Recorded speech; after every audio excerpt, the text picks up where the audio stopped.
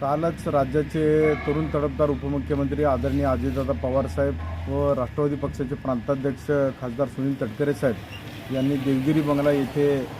सोलापुरातील राष्ट्रवादीच्या पदाधिकाऱ्यांची बैठक आयोजित केली होती आणि त्यात स्पष्टपणे त्यांनी सूचना दिली की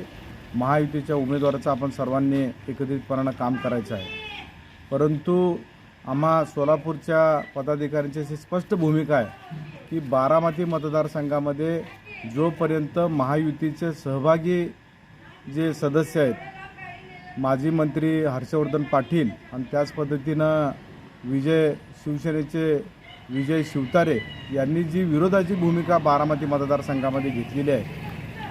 तिथलं बारामती मतदारसंघाचं चित्र जोपर्यंत स्पष्टपणानं महायुतीच्या राष्ट्रवादी पक्षाच्या उमेदवाराला आपण पाठिंबा जाहीर करत नाही, तोपर्यंत तमाम सोलापूर शहरातील देखील राष्ट्रवादी पक्षाचा कार्यकर्ता हा महायुतीतील जो उमेदवार असेल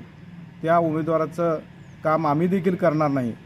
आदरणीय दादांचं आणि तटकरे साहेबांचं स्पष्ट आदेश आहे की महायुतीचं काम करा, परंतु बारामती मतदारसंघ हा आमच्या अस्तित्वाचा आहे। त्याच्यामुळे बारामती मतदारसंघामध्ये माननीय हर्षवर्धन पाटील आणि माननीय विजय शिवतारे यांनी त्यांची स्पष्ट भूमिका महायुतीचं उमेदवाराचं काम करतो म्हणून जोपर्यंत जाहीर करत नाहीत, तोपर्यंत राष्ट्रवादीचा कार्यकर्ता या लोकसभेमध्ये महायुतीचं काम करणार नाही, ही आमची स्पष्ट भूमिका आहे। धन्यवाद।